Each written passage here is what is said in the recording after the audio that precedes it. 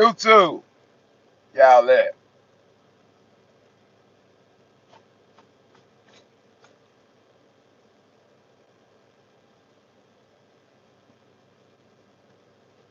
Well, go ahead and get started. We really ain't got nobody on here yet. We'll go ahead and get started. I'm make a little quick little talk about the 04 and a half to 07 and a half 5.9 Dodge Ram. So 04 and a half to basically 07 and a half. That's the truck I'm talking about. 24 valve Cummins 5.9.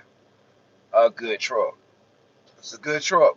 But just like all good trucks, there's some things that, you know what I'm saying, you gotta look for. You really gotta look for with these trucks. There's some things you need to know about this truck before you buy it. And it's not an anomaly. It's something that happens to all of them. And you know what I'm saying, I advocate for people that have mechanical knowledge and, you know what I'm saying, maybe a mechanic, or mechanically inclined. If you're gonna get an older truck, have your tool game up, and make sure you're ready for whatever, because uh, anytime you buying used, really even new, you don't know what that truck's gonna do. You don't know what it's gonna do. But I'm here to tell you a few things that you can look out for that I know very well it's gonna do. It ain't no way around it. It just is what it is. Okay, now when you first go out and start looking for one, you know what I'm saying, you're gonna be very particular. Mileage is not so much the only factor you're looking at, because to be honest with you, I got a 5.9 in a '06, and it's right at 425,000 miles, and that engine doesn't have any blow by. You know what I'm saying? It still got pressure, it does what it's supposed to do. But along the way, it was quite a few things that I found out was common, because I had to do them over and over again. And one of the biggest things you want to look at when you buying one of those trucks like that, it's the drivetrain: engine, transmission, rear end. And those are three big things. Now, engine. First of all, with the engine, you're gonna crawl up under the passenger side of that engine, crawl up under the passenger side of that truck, get you a flashlight, and look up there, um, near where the exhaust manifold comes down off the turbo, and check and see what number is stamped on the side of that block. It's a two-digit number. It may be 52, it may be 53. Do your research and find out which one of them is the strong block and which one of them is the block that cracks. It's readily accessible. You just go Google it. It'll let you know. Hey, see, I'm not really sure about which is which, but I know I got the one that don't crack. But I know it's 52 or 53 block that cracks a lot. And it's an inferior block. Okay. All right. Now, second of all, transmission wise, um, if it's an automatic, that truck gonna have a 48 RFE, and that's the precursor to the 68 RFE. The four, meaning four forward gears, eight is 800 foot-pounds of torque that's supposedly be able to go through that transmission without killing it. And with the manuals, you want to make sure, especially if you're getting the 04 and a half or 05, that you can try and get the the G56 transmission. And there are two versions of a G56 transmission. I have the less desirable one that has the wide gear spreads, and then they have a close ratio G56 that they came out with in about '07 model. That's the better manual transmission. If you go back to '04 and a half, you may be looking at an MV 4500. Not a bad transmission. It's a cast iron case as opposed to aluminum case, which really doesn't mean nothing. It's heavy. It's heavy as hell. But there's an issue with those transmissions that has occurred over the years. And if you pull a heavy, like kind of what we do, you'll run into this issue with that actual fifth gear in that transmission separating from the counter shaft, and then it falls off, it slides back and disengages the splines, and you no longer have fifth gear. And when you open the back of the transmission up, it's still on the shaft. It's just sitting there laying on the shaft, wobbling around. Okay, so transmission wise, get your VIN number, run your VIN number, see what engine, transmission, rear end in it. If it's possible, in that era of trucks, if you can get a 2500 or 3500 with at least a 373 rear end, it will help you out tremendously. Because what that engine lacks in some of the torque is in comparison to a 6.7, you can make up with it with a better rear end ratio. It will multiply the torque, so you won't really feel the difference. That's why I say a lot of people talking about 5.9 versus 6.7. So hey, be honest with you, 6.7 is gonna make more power just simply because of the dimensions. The bore and the stroke is larger, so you got more displacement. As they say, no replacement for displacement. So you'll have an engine that has more power potential, but you can on the road tune a 5.9 to outrun a 6.7, and 6.7 being stopped, 5.9 being tuned, which you can do. And that's another thing about those trucks that I like. That's pre-emissions. So if you want to put your exhaust on it, you want to put your MM3 on it, you want to put your smarty on it, as long as you're not obnoxiously blowing coal down the highway, you're gonna be alright. You don't have to worry about that with them trucks. No death. I love that. No death. Now, one more cause of concern, and I'm finna get off this live, but when you open the hood, I want you to look at the fuel rail.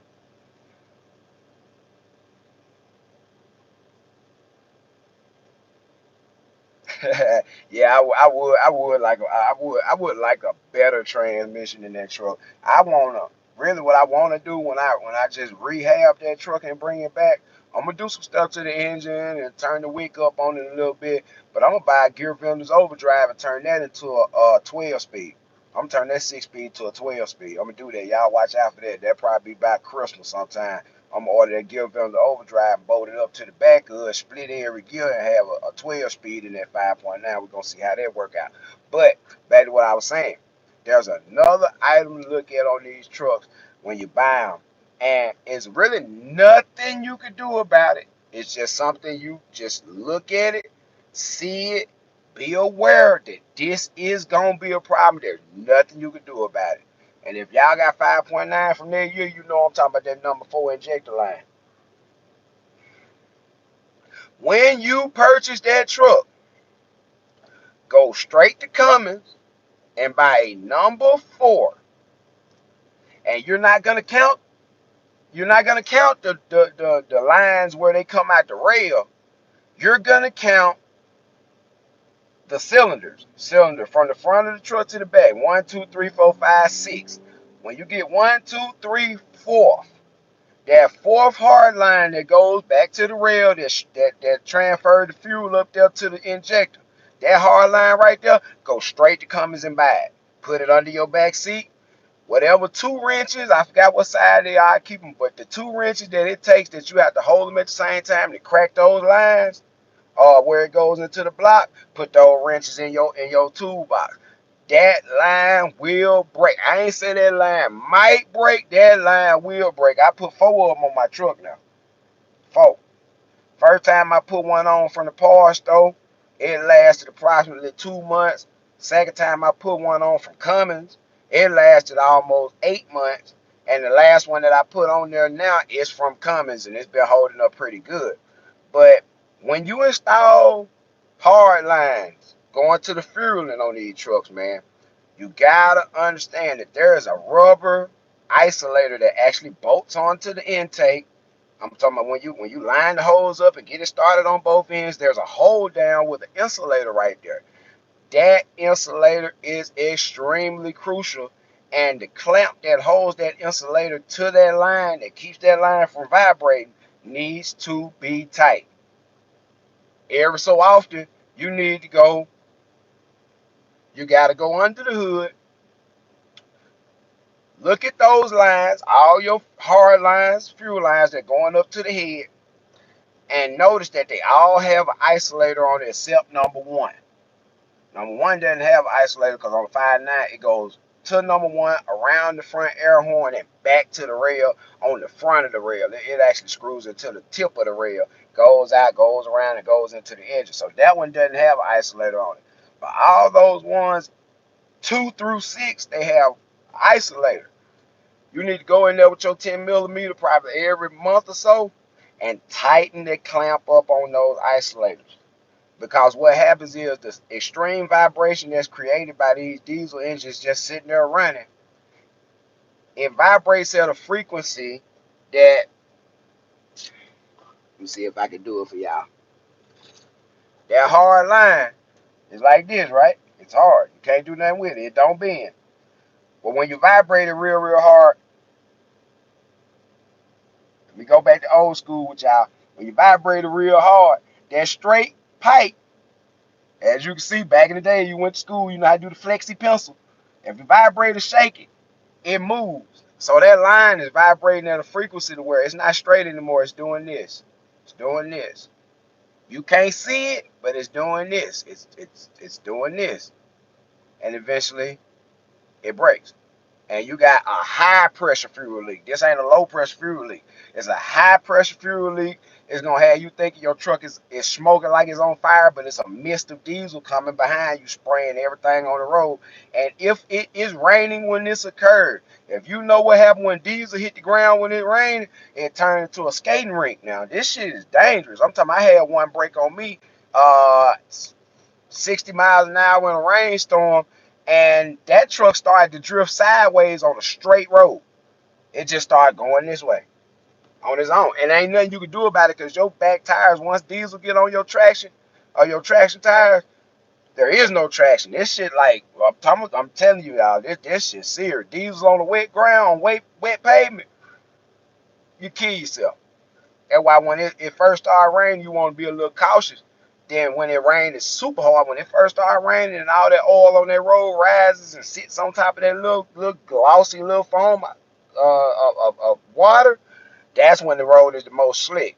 Now, okay, somebody come in, fuel mileage 5.9 versus 6.7. It ain't even a competition. It ain't even a competition. In order to get the type of fuel mileage out of 6.7 that you would get out of a 5.9, you'll have to completely delete that truck. I'm just gonna be honest with you. You gotta delete that truck and put thumbs up if you know all that damn emission shit ain't nothing but a banana in the tailpipe. The motor can't breathe like it's supposed to. Even though they saying that DEF filter is full flow and the pressure differential ain't nothing, just know if you put anything in the exhaust pipe, it ain't good. Willie Brent, what's up? What's up? Good evening, brother. Hey, God bless you too, man. But just on here talking about these 5.9s, man. You know, good trucks, good, hard working trucks. But it's just a few things you gotta look for and know that's gonna happen. And that number 4 fuel injector line, just when you purchase the truck, buy it, put it under the back seat, get you a couple of fuel filters, put them under the back seat. If you perhaps are getting a 03 or 04 or even a 05 that has not been upgraded to an intake pump and it has a pump on the side of the engine near the filter housing on the driver's side, buy that pump. Go ahead and change it. If you can get an extra one, put that under your back seat. But I know for a fact that number 4 injector will put you out of business, doc. And I will say this, after it broke the first time and I bought another one, I had a mechanic do something that I'm using the 13 Ram.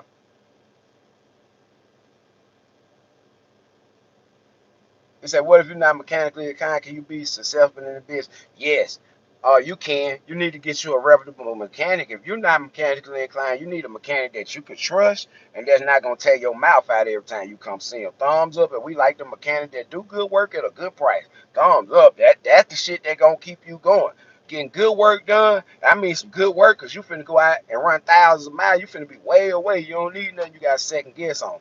Good work at a good price. If you're not mechanically inclined, you need to be searching for that mechanic right now. And he need to be close to your house where you can get to him and he accessible and all that good stuff right there. Cause that right there gonna mean the difference between you going staying in business or going out of business in a lot of cases. Because that's the second biggest cost in that business. We ain't worried about the insurance, the bills, none of that. The second biggest cost in this whole industry is maintenance. Maintenance, shit crazy. Somebody try to call me, man. I think that was my wife. I'm gonna have to call her back. But at the same time, man, maintenance, that's gonna be one of your biggest things, man. What's up, Carl? Hey, good afternoon. But yeah, like I said, I'm on here talking about these 5.9s and my experiences with them, things you probably want to check out, you want to buy, you want to have with you, you want to recognize this stuff about the truck before you get it, so it won't be no surprise. You already see it coming. And you know that's one of the things. Water pump, water pump. When you buy the truck, sight unseen, you might get the service records. If they have not changed their water pump on their truck in the past year, go ahead and buy one. Even if it's one from the parts store and they got a warranty on it and everything, go ahead and buy one. If you don't feel like you want to change it, buy it, put it under the back seat, and ride with it. Ride with it because it's gonna happen. This going for a 6.7 or 5.9. It ain't quite the exact same water pump, but it's very close. And they do the same thing about every 70, 80,000 miles. That front bearing goes in it. The actual wheel on the front of it cocks, and it makes the serpentine belt jump off. So you lose the water pump, you lose power steering. Uh, Depending on what truck you got, lose a little braking power, and your air go off. You start noticing how your gauge is going crazy, and your alternator ain't charged. You got to pull over. Have that water pump. 10 millimeter socket, short extension, and a ratchet. Get you a little razor blade to clean the surface off and everything, but you only need a 10 millimeter socket. It's only 2 bolts. It can be done on the side of the road. Don't ask me how I know. If perhaps you get in a situation where that happens and you lose a water pump, you need to evaluate the temperature on the truck, make sure it's not running hot, and you can limp that truck to the parts store and buy that pump and put it on. I did it before. But that number 4 injector, you really need to take that number 4 injection line from the parts store. Really, I say go buy the Cummins line because that's the one been working for me. Buy one from Cummins, put it under the back seat. The 2 wrenches it takes to change that, put that under the back seat with the rest of your tools and have that. Because if you got a old 4.5 to a oh 06, 07.5 diagram, that number 4 injector line is going to crack. That's the only one that's going to crack too. I got 425,000 miles on one, and I put 4 of them lines on. Number 4 injector line. So have that. Now, after the first time that happened to me, I did something that you're not recommended to do. I'm not telling you to do it. I'm just gonna tell you what I did. After the shit happened and the line broke the first time, I got my mechanic to cut that line. The guy that was working on the truck at the time, to cut that line in half. Because I had pulled up in the dealership. I was in Kentucky that time. Cut that line in half, smashed the end of it that he just cut with a sledgehammer, and actually weld that line closed. So you end up with a fuel line about this long that screws on and it's blocked off. Make that. Put that under the back seat. Because in the event that, let's just say, number 2 line break, you got number 4 back there. All you need in the Cummins is about 4,000 pounds of fuel pressure. So long as there's no leak in the system, 4,000 pounds of fuel pressure will initiate the starting and the cranking and the firing of the injectors to the point where you can go home. I drove from Louisville, Kentucky to Brandon, Mississippi on 5 cylinders, pulling a load, pulling a trailer. It most definitely had a miss to it, but I ran home on 5 cylinders. You can't do that in a Ford. You can't run home on 7 cylinders in a Ford. They're going to shut it down. You could be missing on the injector and everything, but with a V motor doing this, it's going to throw us too far off balance. You ain't going to be able to ride it like that. You ain't going to comfortably play it because you know you tearing up something. Now with that 6 in a row, mid to toe, since them cylinders in line and they doing like this, when one miss, oh yeah, it's a little kick. It's a little kick because it ain't putting out the work it's supposed to. But you can go home. And that one thing about the Cummins, I say, that 7.3, that's a great motor. A good old Ford motor. But all I say, it need an IAC valve or IPC or a fuel control regulator. Your ass ain't going home. You ain't going home. On the Cummins, you need that fuel take up valve that's on the back of that CP3, and it's going out, and it ain't regulating the right amount of fuel pressure. You can simply unplug it. It will default to wide open. You going home. You know what I'm saying? So that's one of them things that I said about them Dodges and them Cummins and stuff. I'd have been some places. I'd have ran a motor without no fan clutch, 1,900 miles with a load on. I just had to keep my speed up. I got home. There had never been a time where I had actually got a tow and got pulled in and couldn't get home. Yeah, sorry about that, y'all. I had got another phone call. My guy had, hey, what's the best motor Dodge got for hauling? Uh, it could be 5'9" or 6'7".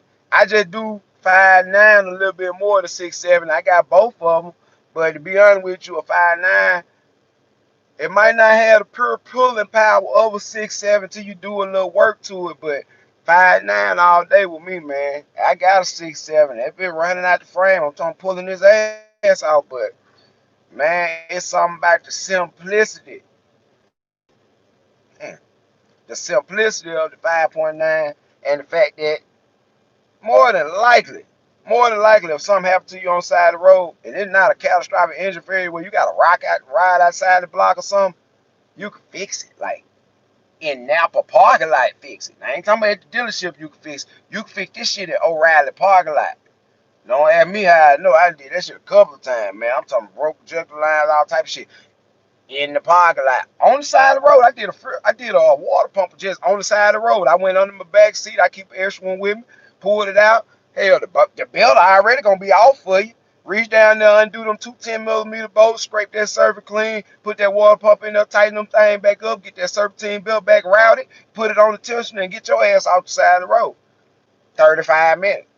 35 minutes, y'all. Two bolts. Two bolts.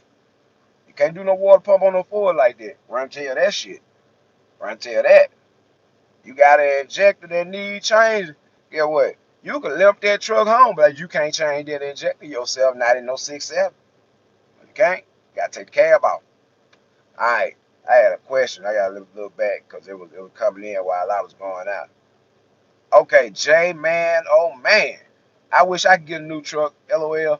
I'm looking at a 2011 F250 with 160,000 miles scared to buy. Hey, J man, oh man, is that a 6.7 or a 6.4? Cause I know they're right on the edge.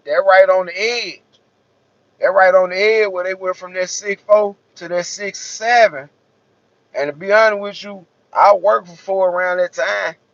6.7 was a good motor. They just had some bad turbos. Somebody had the bright idea to look at the racing cars and the people doing NHRA and all that run turbos and say, hey, they got ceramic ball bearing turbos and they're more efficient. Yeah, they are, but they don't last. And they don't last under the severe heat that comes with towing. And that's where that problem with the 12s and 13s and 14 F350s and 250 came in. Well, you needed a turbo because with the extreme heat that was going on, the ceramic on those ball bearings started to crystallize and actually deteriorate those ball bearings to the point where it sent shit all through the oil. It contaminated, took out the injectors because of that turbo. You know what I'm saying? And that was a thing that got fixed over and over and over until they revised and went back to a shaft bearing turbo like everybody else that got some sense. You know what I'm saying? But it ain't nothing wrong with trying new stuff. Hey, if it works and it's newer and it's better, you should give it a try. But I don't think they should have been experimenting on it with the new customers, you know. But at the same time, that is what it is. But about 11, 12, 13, 14, for the most part, they had turbo issues. You know what I'm saying? So 160,000 miles on the 2011, it really depends on what engine. Because if it's a 6.4, anything, leave that bitch where it's at. I promise you, man. If it got 6.4 in it, don't buy that truck. Do not buy that truck. If anybody on here had incident with a Ford with a 6.4 in it, you know I ain't telling them wrong. You know I ain't telling them wrong, period. You know I'm telling them dead right. Don't buy that truck. If it got 6.4 in it, you'll be mad. Because those engines right there don't really have failures like Okay, I need an injector. Oh, okay, I need a water pump. Okay, I need, I don't know, a tensioner. Okay, those engines really don't have them type of problems. Those engines have, oh my God, the rockers unseated, it dropped the valve. Oh my God, it lifted the head. Oh my God, I need an engine, and like nothing is serviceable. Nothing in a 6.4. Once you fuck a 6.4 up, you build a ride, something like that. Hey, when you do something like that, you need an engine. And the crazy thing about it, you got a Ford, but that ain't no Ford engine. That's an international motor. That's a Navistar motor. So when you go to do that, you know what I'm saying? When you go back to do that, you need a whole motor. They're gonna have to source you one. But believe me, they out there because they know you need them. When I was at Ford, man, usually before 60,000 miles on them trucks, you need an engine. So if you find one with 160,000 miles on it, you look at the maintenance records for that, that truck probably on engine number 3. At least engine number 2. If they've been doing any kind of pulling with it whatsoever, I know it's on engine number 2. And that's no lie. Man, I took a lot of them out. I hated that shit.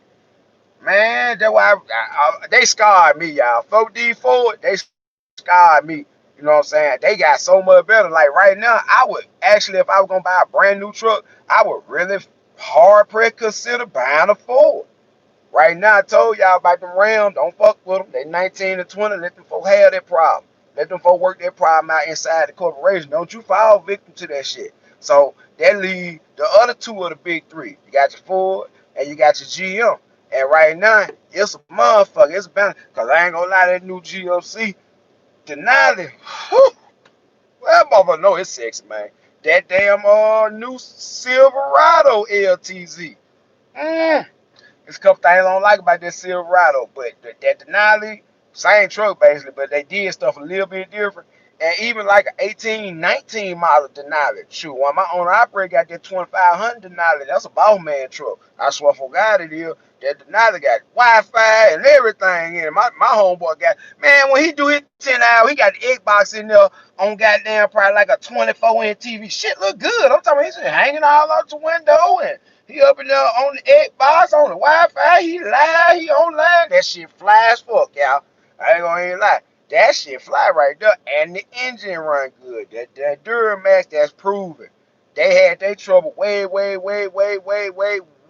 back with them. And I ain't saying nothing bulletproof, but the trial and error on that Duramax, that shit done been done already. And they collaborate with people like Gail Bank that do a whole lot of testing. Shout out Gail Bank. That's a bad dude right there. Fucking with anything with a diesel in it. That's a bad man. Thumbs up. Y'all know who Gail Banks is. That old cat right there got it. He the truth. Thumbs up. You know who Gail Banks is? You might know diesel. And that's for real. You might know these. But like I said, that motor been tried and true. That 6.6 Duramax, it do the damn thing. But like I said, you know, if you know goddamn me or Gail Banks, you know boy that shit, he emission friendly right now. And he putting power to the ground. I like him. I like him. I always have like Gail, man. Gail do some good stuff. But at the same time, like I said, back to the subject, he 5'9". When you rolling with him like that, just be aware. Ain't nothing bulletproof, but that one of the most foolproof engines.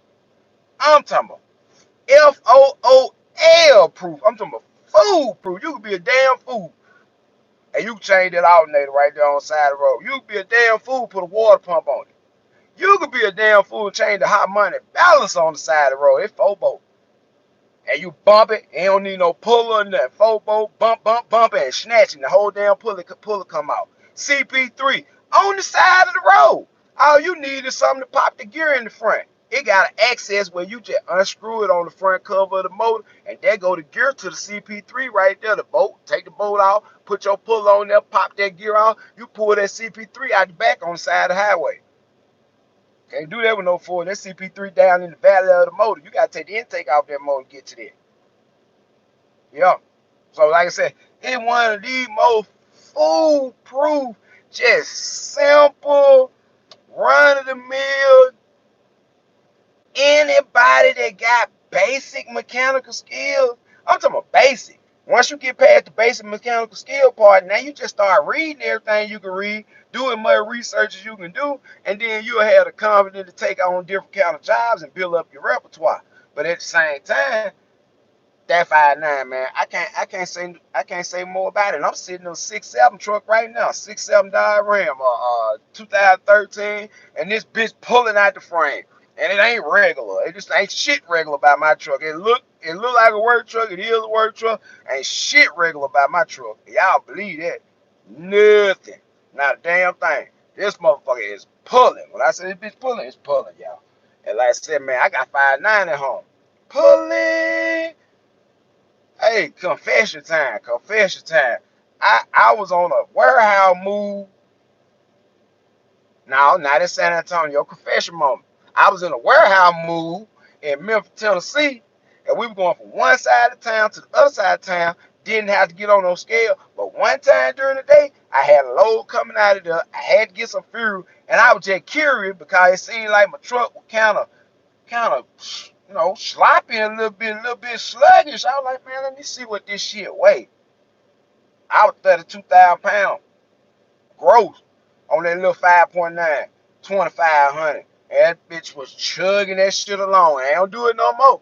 But that's a confession moment right there to the point where, even with a manual, man, I dropped that thing in third gear and just, I ain't got to slip the clutch. Just ease off the clutch. That truck walk off with whatever. That bitch will walk off with your house at 600 RPM, low gear on a G56. You dropping in low gear, first hole, low gear, let the clutch out. That son bitch will push your house over. It ain't gonna stop. The motor will not stall because it has an uptake feature that once you drop the clutch and it see the RPM drop, it initiates throttle. You ain't gotta give no gas. It sit there and run the same RPM and just walk the fuck off. Hey, I'm talking about big rig style. If y'all drive them big rigs, some of y'all on here drive them big rigs, y'all know if you do the manuals, if you do the manual transmission, especially like Volvo and shit like that, that motor ain't gonna stop. Even with 80,000 pounds behind it. If you come out of the clutch slow and gradual in low gear, that truck gonna walk off. Ain't nothing you can do about it. I don't give a damn if it's a chain that tied to a pole that concrete in the ground. It finna tear that shit up. It coming out of there. And that's one of the things I like about 5'9". That's why I said I came on here just to tell y'all some things. So y'all be looking at the block number. It's on the passenger side of the motor, behind the oil filter housing, right in front of the turbo manifold where it come down. You look right there, you can see your block number. See if you got a 52 or a 53. Then you got your transmission. If you got 48 IL feet, check that fluid, look at it, smell that fluid. But they can change it, but they can't take that smell off it. They can put brand new fluid in another day. And when you pull the stick out tomorrow, it gonna smell burnt if that transmission ever been burnt. You can't get that smell out because you got too much fluid left in the torque converter to circulate with the new fluid they just put in there to cover that up. You can't cover it up. So when you pull that dipstick, look at it, make sure that fluid still red, smell that shit. Smell it. Put the dipstick up to your nose and smell it and see if it smells burned. If it smells burned, it's a problem. Somewhere in that transmission, Tim, yeah, it's a stump pulling 5.9 Tim free. I love it, man. Oh man, get what? Second day I had that truck, I damn near tore my whole garage door up, man. That shit crazy. Man, if that truck in first gear and you accidentally drop the clutch, man, that truck is gone. I swear for God, man, I had to catch it. I was about to step out of the truck and I had left it in gear and didn't realize I took my foot off the clutch and I was about to step out the truck now. Bruh, soon as I did, whole truck started going for it. I had to jump back in and slam on brakes in the clutch at the same time and stop. I was this close to my garage though. I'm talking about I was going in there, man. It ain't shit that gonna stop that motor once you drop that clutch in low gear. It's gonna move it. It don't matter. It's gonna move whatever. And that's one of the things I like. Like I said, those engines right there, you can come home on 5 cylinders in a pinch. You know what I'm saying? The things that happen with the transmission, if you got a manual, you getting that first part of that production change when they went 04.5 and they still were using the MV56. Just be watching. Yeah, that would have been an expensive mistake, boom, man. Man, Man, my wife gonna kill me, man. She had looked up and I'm sitting in the kitchen, whole truck in the kitchen. Man, I'm gonna have to find somewhere to stay. Shit. Oh man, I'll go out of the mood, man. Shit. Hey, I ain't come to take up all y'all time, but man, it's just something about that 5.9. I really wanted to touch on it, man, because I had a lot of consultation where me and people have been conversing about it.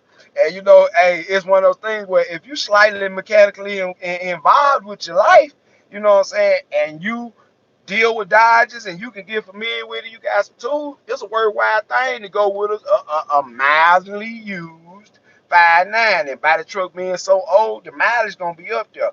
But what I want you to do is when you get ready to check that truck, you know, everybody got the blow by test. Everybody, okay, this blow by is vented into the air on these trucks. So it comes out the valve cover. There's a tube that goes down the side of the motor and it vents to the ground. So normally to check blow by on the engine, you will have the engine running. You'll go take the oil cap off, open it up, let the engine be running with the oil cap off and see if any vapors are coming out of there or any puff, puff, puff, puff, letting you know it's a cylinder problem or something going on. Now with these engines, you could take that off. Nothing's really going to come out because it's going to the vent to the ground. So what I want you to do is when you first pull up to buy that truck, tell them to crank it up, turn the air on, and if it had high idle, put it in high idle. And the whole time you going around looking at the truck and walking around the truck, talking about the truck, discussing price, all that old type of shit, let that truck just sit there and run. It could be at regular idle. If it don't have high idle, leave it where it is. Just let it run. While y'all doing all that, because you're going to kill 30, 40 minutes. In the process, that truck's still running, sitting there idling. What that's going to do is get your oil up to temperature. It's going to let your items in your engine get warm enough to expand to their true dimensions. Because when the motor's cold, everything kind of a little bit more tight in there. So you'll miss a little bit of that blow by just because the engine ain't warm yet. So sit there while you walk around the truck looking at it. Oh, small talk with them. Oh, it's a beautiful day, man. I like this truck, man. Yada, yada, yada. What do you do for a living? All that shit. While you walking around and it's just running. He don't even know what's going on. It's just running. So first of all, we're gonna be checking two major things by doing that. First of all, you checking the cooling system on that. The cooling system, if there's a problem with the flow in the radiator, if it got trash in front of the radiator, if you got a thermostat issue, if you got a leak or something like that, sitting in one spot on a warm day with the engine warm and the AC on max will show some of those issues without even driving the truck. Because you'll notice that that temperature hand is not straight up anymore. It's a little bit over that 200 mark sitting there. You know what I'm saying? So that AC system putting the heat load on the cooling system, that's a heat load.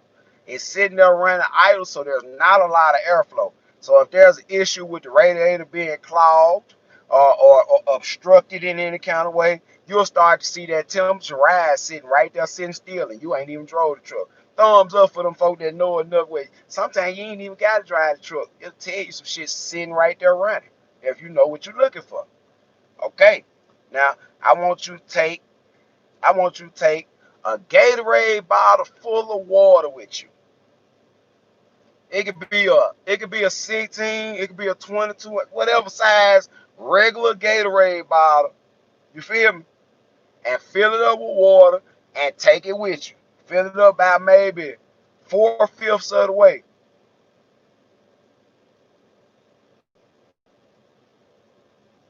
Yep, sure can. And see, that's the point I be trying to make to people about them Fords and stuff. When you talking about really pulling heavy, hell, even Ford, once you get up past a 550, you get into a 650, 750. Them older Fords, the Ford got Cummins in them. Them truck got Cummins in them, man. Truck. Now they got 6.7s in the 550, 650, 750 model, which is cool. But them trucks had a Cummins in it. You could get a Cummins in it. You know what I'm saying? Because they knew what the business was for real. But you take a Gatorade bottle with you, and you walking around, you small talking, chit chatting, truck still sitting there running, doing their thing. When you swing that door open for the first time, that cold supposed to hit you in your face. If that cold don't hit you in the face, that's a problem right there, because it don't cool out while it's sitting still. That's a problem. You know, you got AC issue somewhere, or a cooling system issue that's inhibiting the AC system. So, okay, that's a call for concern right there, because this truck can't sit still and maintain the temperature. What do you think it's gonna do when you put weight behind it and really put your foot in it? Temperature gonna go, gonna go crazy. Thumbs up if you know sitting at the idle for a long time. Just about a good a test as any for the fuel for the pressure level in your cooling system. Just sitting there with the air on an 80-degree day for 35, 40 minutes. That's a pretty good heat load, because that truck ain't moving. That truck is really bathing in its own heat right there. So it gotta have some good heat rejection in order to sit there and do that. So that's what you want to see. Now with your bottle, take your bottle, because I told you, taking the cap off that engine while it's running is not going to really show you the true level of blowback that's going on. So what I want you to do is get a little dirty, man. You finna spend your money, just get a little dirty with me one time, indulge me, put your oil cap back on, leave the truck running. You got your Gatorade bottle or whatever, and it probably this full. That's cool. I want you, the reason I say Gatorade bottle, because it got a big opening on it. It's too small. Get under there, take top off that bottle, and while the truck running, shove that bottle on that blow by tube and just stick it in the water. And it will begin to blow bubbles. It'll begin to blow bubbles. And you can ascertain to where the amount of bubbles, because shit, some of them got so much blowback, when you stick that tube in that water, it's going to shoot the water back out the bottle. You know you need to leave that motherfucker where it's at. But you're going to have somewhere doing a little bubble, blub, blub, blub, blub, blub, blub, kind of normal. If you got high mileage, it's going to be some blowback. But you don't want excessive stuff when you stick it on there, and that air goes into your Gatorade bottle and hits the water, and it goes bloop bloop bloop bloop bloop. That's a dead cylinder. I don't care how good they say it run. That's a dead cylinder, or a cylinder that's on its way out. That's a problem with a cylinder. That's either a ring, you got a cracked piston, you got a ring that loses tension, you got a problem. So you know that's just another thing you can do while you out there checking and buying, getting ready to buy it. You know what I'm saying? Look when you take the oil cap off, turn it over and look at it. Just look at it. Make sure that oil is black as fuck on there. You should not see nothing on that oil cap, but some carbonized oil. I'm talking about black shit. If you got any color on there except black, you got gray on there, you got green on there, you got anything but black on there. Screw it back on. Tell that man I thank you for your time and walk away. Walk away. Because that's an indication that coolant is actually moving in some places in the engine where it shouldn't be. And by the engine getting hot, that coolant being where it shouldn't be, it evaporates, and it'll actually show itself on the bottom of the oil cap. When you take the oil cap off, you might have gray stuff on that. That's water. It shouldn't be in the oil. So even if they did a fresh oil change, you pull the stick. When you take that cap off, you look at the cap, you look down in there at the rockers, you'll know. You'll know. They can't hide it. Certain stuff you can't hide, but you gotta know what you're looking at and what you're looking for. But certain stuff, when you buy a truck, I don't give a damn what they said. They went to, I just drove it on Sunday to go to church. I had a camp on it. I didn't do anything but did this and this. It doesn't matter, because the truck gonna tell the story if you know what you're looking at and what you're looking for. So you know what I'm saying? I'm finna get out of here. My time just came back. I'm finna roll. You know what I'm saying? But at the same time, I got a drop to make. But I just thought about it. You know, one of the things I was like, man, I done got a lot of consultations lately where people ask about used trucks and 5.9s and this. What? That's why I want a brand new truck 2021 with 0 miles. Yeah, and that's a cool thing to have, you know. But I'm just like, in the grand scheme of things, the new truck gonna be supposedly more than likely gonna be less headache. I will say that, less headache. You'll probably get a lot more trouble-free miles from the new truck than the old truck. But in contrast, collectively, you probably get more miles total out of the old truck than the new truck. And that's the shit about it. It's all a trade-off. You kind of never know what you're going to get, but if you know what you're looking for, you can avoid some mistakes that can cost you money. But to be honest with you, this truck right here got 308,000 miles on it. I bought it at 69,000 miles. And that was like a year ago. So y'all know I ain't sitting my ass at home. When I be calling, I be making these videos and showing y'all what it do out here. I'm running these miles. I ain't sitting at home talking about what nobody else doing. I ain't giving y'all no motherfucking vlogs out the truck with no trailer hooked on talking about I'm going to get this, I did this. Ain't no flogging in my motherfucking game, man.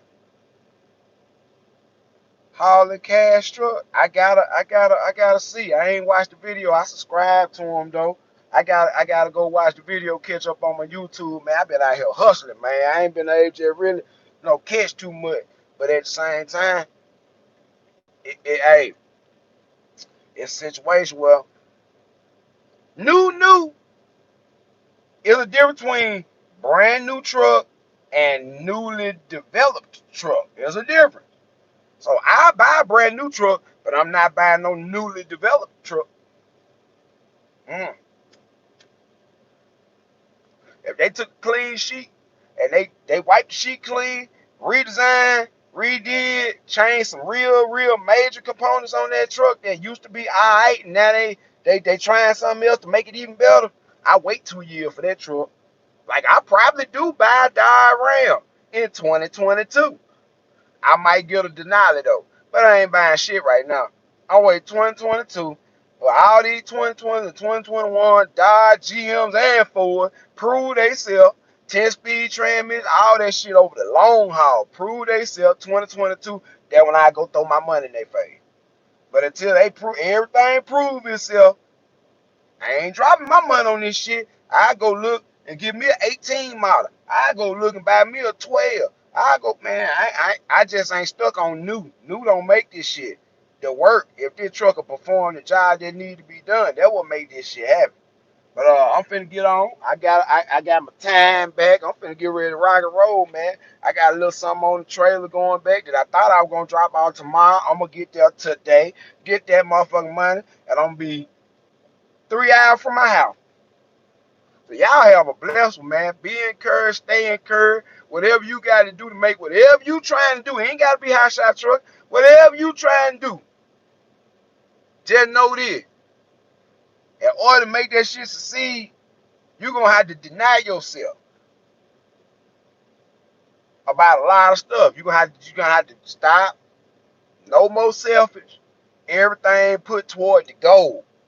If you ain't working toward the goal, you ain't working. And that's the reason I make this channel. Because I go on YouTube, I see a lot of shit.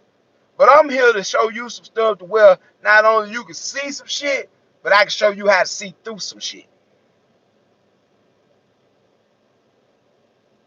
Everybody can see some shit. I'm gonna show y'all how to see through some shit.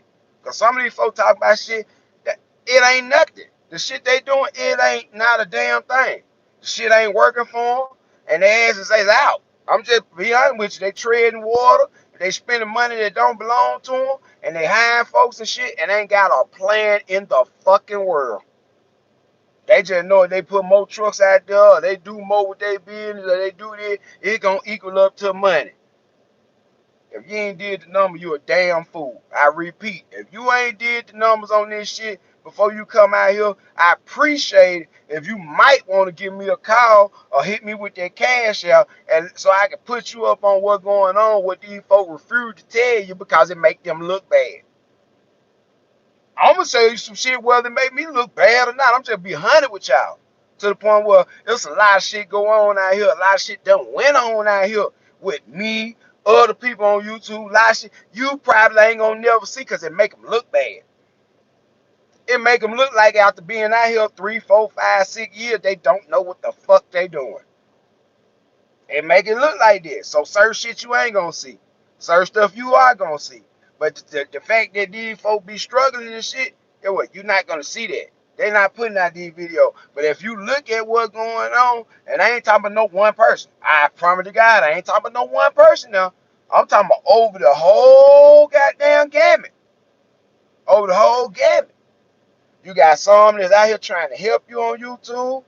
You got some out here that live in a lifestyle show where it's reality TV, but on the low, it ain't shit because they ain't really doing what they saying they doing.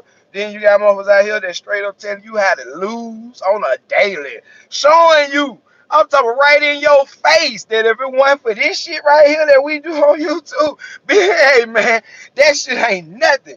Then you gotta come back and make goddamn way to turn over something with their money because you ain't making shit every week. It don't matter how many trucks you got. If your numbers ain't right, you ain't gonna make shit.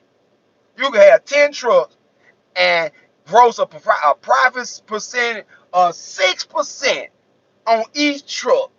And a lot of folks be like, I got 10 trucks, that's 60%. Nah, that's 60% of what one truck would have made. You gotta do the math. It's different. It don't multiply like they think it multiply. I gotta say it again. This shit different. Bruh, this shit different. I'm for real. This shit different. The economics on this shit is so different than what people think and what you would believe just by looking at the numbers and what people make shit. There's a lot of folks make a lot of money and can't take none of it home. Not a dime, but I'm out here on 4,800 right now. I'd have burned 400. When I get through, I'm gonna be at my house. I'm gonna be to burn. You need to see George Highshine to be. I ain't Tim Freeman. I'm not calling no name. George Highshot, that's a good guy. He doing his thing. He hustle. Everybody got their own way of doing it. Some stuff be entertaining. You know what I'm saying? You crank up a whole lot of subscribers and everything because, shit, people might be more entertaining. Their production value might be better than mine. But I tell you one thing, bitch can't do it like me. Bitch can't do it like me. That's for real. I bet you can't do it like me. Because if you could do it like me, you wouldn't be on YouTube. And they going for all them niggas. You wouldn't be on YouTube complaining every week. You want to keep putting these videos talking about you finna quit. And this ain't talking about the Georgia high shot. This talking about the whole high shot goddamn market. You want to be out here talking about, man, this is fucked up the rate. I wouldn't give a fuck what the rate be. And y'all seen this shit. Y'all seen this shit week after week after week after week after week after week. COVID-19. Bitch, I made $38,000 with this truck right here. June, COVID-19. $38,000. I took home 22 of it. Paid all the bills at the house, the company bill, gave some money away and everything. In the middle of COVID, while niggas sitting around bitches tell me, he ain't doing this. I don't like it. Man, this don't feel good. Man, fuck that shit. We work, man. We motherfucking work. We work. Fuck the obstacles and all of those shit. We work, man. Thumbs up if you believe in getting that shit done regardless. Read motherfucking godly. Man, we don't talk about that. Regardless. I should have changed my name. I come from no middle pride to motherfucking regardless. Cause this shit gonna happen regardless. And I'm telling y'all, over and over and over and over. Once you put your systems in place and they strong, your systems is strong. You know what the hell you doing, and it gonna go the same way. It might be different situations, but it go the same way every motherfucking day. You come out here to work. You come out here to work. This shit ain't about YouTube. That's why I said I love y'all. I appreciate y'all subscribing, man. And I hope that I'm helping somebody. But I ain't got my ass on YouTube. For real. Because you know me personally. You get the information from me personally. You gotta do them come up, walk, talk to me. I'm just a regular dude. I ain't no YouTube personality. I'm just a guy that know how to hustle. I'm a hustler, man. So it is what it is. That's why I say fuck a hater. They say what they want to say. That's their job. Let them folks do their job, man. I'm over here doing my job. I'm gonna count their paper while they hate. Thumbs up if you want to count some paper while they hate. I'm gonna give them something to do. I'm gonna give their ass an assignment. I'm gonna give them a whole lot of shit to talk about. Before it's over, y'all just keep watching these videos because I'm gonna go back into a story mode with this shit. I'm gonna tell about a lot of shit that happened all the way up here on the operator, different shit. I'm non-CDL car, baby. Yep, for real, non-CDL, baby. And make rig money. I'm talking about, I'm pulling in. I pull in what mofo pull in on a 48-foot flatbed every fucking week. And I'm talking about the owner of the 48-foot flatbed. I ain't talking about the company driver, the owner operator, or none of that shit. Lead person driver. Now, I pull in, damn near what the owner of a 48-foot flatbed 18-wheeler pull in gross a month on one truck. And I do it in a pickup truck. So what they talking about ain't shit. They tell that shit to their dead grandmammy. I don't want to hear it.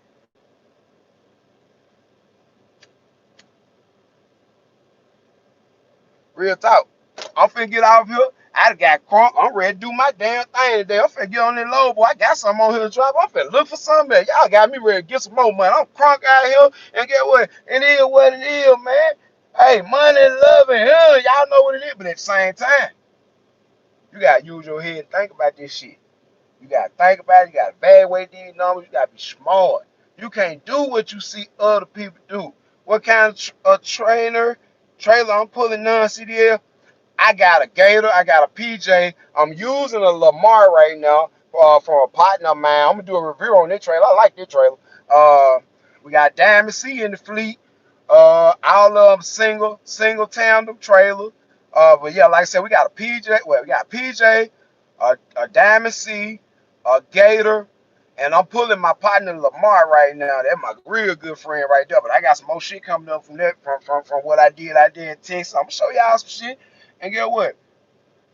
It ain't gonna shock y'all at all. I'm like, y'all gonna be so shocked and amazed. Y'all see what I did. Man, fuck that. I'm gonna show y'all what I did. Y'all gonna be like, yeah, I seen what he did coming. The man been telling us this all the time. He been practicing what he preach. What different now? So it ain't gonna be no shocking surprise about what finna happen or what's going on, what's in the process of happening, what I already did. Y'all ain't know about it. But at the same time, I'm gonna show y'all. Man, I'm gonna show y'all motherfucker how to get a lot of money. For real. I'm gonna show like I make pretty good money. I'm gonna show y'all how to get a lot of money. When I say a lot of money, it's a lot of money. And this shit ain't guaranteed. It's all about how hard you work. It's about how hard you what's up, Hannah? Hey man, love, bro. I ain't been a minute since I seen you on that motherfucker, bro. Where you been at, Hannah? But yeah, man. Hey, it 57 minutes in, man. I'm finna get up out of this live. But man, y'all like, comment, subscribe, share this live. Man, fuck a hater. I ain't got nothing to do with what they got going on. Hey, I ain't got nothing to do with nothing, what's going on with nobody else. Everybody got their own struggles. I got my own struggles and everything. But I will say this. It's a difference between struggling because you got struggling and creating problems. If you running your shit to well, can't seem to just get right, you gotta do drastic shit. You gotta drive all the way from the Eco to the West Coast, try and get some money, and take you a week to get over there and a week to get back, and you jacked out all the way back. What they used to do back in the day. Ah! Ah! Hey man, I stretch out to go far. A lot of time, y'all. I ain't knocking the long trips or none of this shit. It's what you do in between, though. I'm not finna give you my whole week to go all the way over there to Washington State, Oregon, California, none of that shit. That shit need to be paying at least $5,000 one way. Because I know that if I just go over there with a partial on the way over there, I'm going to be the maid $5,000. So I can't run your shit way over there and don't make it at least $5,000. I don't know what they judging their money by. I'm charging. I don't know what they doing. I get they negotiating on what the broker want to give them, and we'll work with that number and back up. Man, I ain't gonna lie. It was a load. I got my own authority card, Bill. I got 4 owner operators, and I do a co-op with a couple more companies. Then I dispatch for 2 more. Yup. So I really like more or less manhandling like 9 trucks every day, sitting here doing it what I'm doing right now. On their phone, contemplating, planning, and making it happen. For real though. And that 9 truck. So that's why I said I'm tired of motherfuckers out here can't keep up with their one damn self. Ain't nobody but with you? The fuck?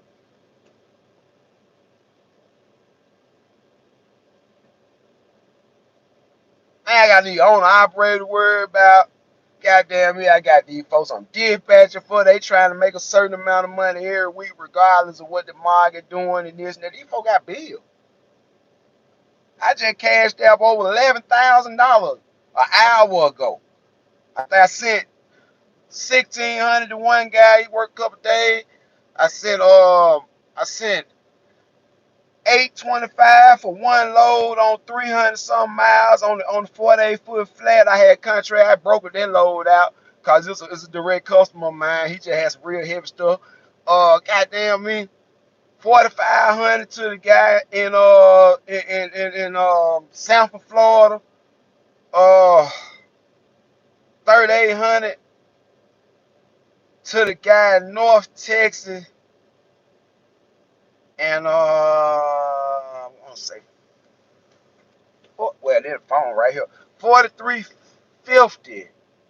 Man, y'all should see my cash app and shit, man. Like this shit, but now y'all wouldn't believe it. Like the shit everybody doing and posting for their month. I send them my money out every week. That's why I just be like, you can't take care of yourself. You can't pay your bills and keep this shit going without crying by yourself. I'm one motherfucker. I'm one person. So hey, go King, go real LA 205 where I can get that DOT auxiliary tank. Hey, holla at them people that Northern too, man. I think I looked online, they got a sale going on for that tank like I got now. I paid like $500 for my tank when it first came out. It was a 45 gallon. And goddamn me, I think that thing like $300 now, $269. I did a video about it, but I think that junk was $259 or something for that 45 gallon. If you non-CDL, 45, 55 gallons will do you fine. You don't need no 150 gallons. That's 1,000 some pounds extra weight you're gonna add when you fill it up, and you ain't gonna never burn all that much diesel in a day. To the point you gotta stop for 10 hours anyway. Just get some diesel when you go to sleep. You know.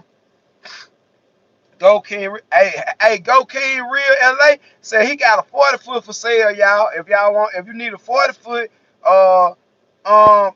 shoot your information, type your information in the comment, King, and so they can get in touch with you. Somebody might need one, man. Oh yeah, I'm gonna do y'all a video about these right here. Oh, it's on your. Oh, you got a channel, man. I gotta check you out, bro. I gotta go check you out. I'm gonna check you out as soon as I get off here. I'm gonna get the moving. I'm gonna click your shit and let it play, man. So I can check you out. Cause I always be looking for good ass channels, man. Nature Shaw, man. What about the 2017 round dually 3,500 with 34-foot enclosed trailer? Would you need USDOT MC number thing for the knowledge? Yes. You'll need that. If you're gonna transport cars or motorcycles or whatever, you need that. I saw a dude yesterday sneaking. He was sneaking. I call it sneaking. You got an enclosed trailer. You kind of fronting like this your shit in the trailer, but you know that ain't your shit.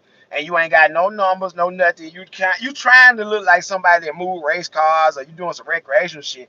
Man, DOT is on the lookout for that shit. You come through there without a truck and you in combination and you got combination going on. I don't give a damn if bumper pool or what. They won't know what's in that trailer. It need to be yours. You need to have paperwork say all that shit yours. Cause if it's for hire and they catch you, it gonna be trouble. It really gonna be trouble. And I ain't gonna say to the extent of the trouble it gonna be, but it's gonna be trouble. I ain't gonna lie. They had 3 DOT officers behind them. They had dropped the door on his enclosed trailer, and they was up in there fucking with them cars.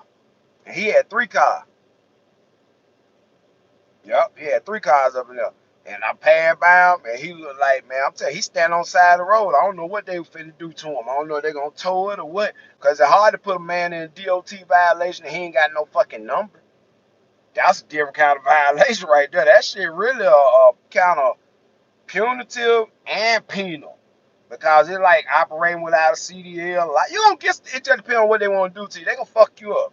So yeah, most definitely, man, take the time. Even if you got a lease on somebody, just be legit with your paperwork. Cause that's the first thing they're gonna ask you for. We talk about level 3 inspection, that's the little one. Level 2, that's the middle one. Level 1, that's the big one. That's everything. But on level 3, they gonna at least pull up and want to see all your credentials, know what your number is. Why you ain't got this shit prominently displayed on your truck? Because it needs to be on your truck and visible from 50 feet away. That's FMCSA rule. That sign on your truck with the writing on it, it don't need to be that big. It need to be big enough where from 25 to, well, say 50 feet. But from 50 feet, they need to be able to stand back, look at it, and at least be able to make the numbers out. Because believe me, when you ride by in traffic and they sitting there chilling, they run a number. You pay up there, if they see your number, they gonna run it, they gonna put it in and see what happened at your last inspection and see if they can fuck you up for the same thing again. And they gonna come get you. You know what I'm saying? So, hey, it is what it is. Hey, I'm going to holler at y'all. Gotta go. Hey, tag readers. Yeah, tag readers, but they got a different kind of tag reader, man, that they got on the highway now. It's focused at the side door, and you will notice it's not pointing down. It's pointing kind of straight across, so it can look at the door side of a big rig or pickup truck. They read, yeah. They reading and it's snapping a picture. They sit there and look at it, type in the number, and read it. By the time you get past the scale good, they the cops say, hey, we got one going through there. He just ran the scale, yada, yada, yada. Go bust him on his ass. That's a big 10-4. I'm finna go bust him on his ass. That's a big 10-4 because that's what they live to do. That's what they live to do. But like I said, man, be blessed. Peace and love. Y'all keep hustling. Fuck a hater. Hey, I ain't saying watch me and do what I do. All I can say is, it's a reason I'm doing what I'm doing, and this shit ain't no accident. I keep telling you, I ain't no coincidence. Hey, man, love. Hey, King, man, I'm most definitely go check your channel out, man. See what you got going on there, man. Peace and love. Everybody, man, just concentrate on doing the best you can. Work hard as you can. And any way you see you cut some fat out, the way you doing a little something, what they say, you're doing too much, cut your fat out, and you'll know one thing. Boom. You got more money gonna come in. You couldn't the middleman out a lot of stuff. Hell, you're buying less shoes every year. Hell, I cut my own fucking hair, man. It's a week and a half old haircut. My line ain't hitting no shit no more. But I ain't got a motherfucking haircut in over 12 years. And I was hustling in the street. That $100,000 wouldn't go get a damn haircut. I had my ass on a haircut. But at the same time, I'm hustling. I'm saving. I got some shit on my mind. So like I said, if you ain't working toward the goal that you got in mind, you're really bullshit. So why do that? Time is limited. And like I always say, if you really knew how much time you had to do this shit, it ain't on you. This time is something you can't control. If you really knew how much time you had to do this shit, you would speed your ass up and get on the ball.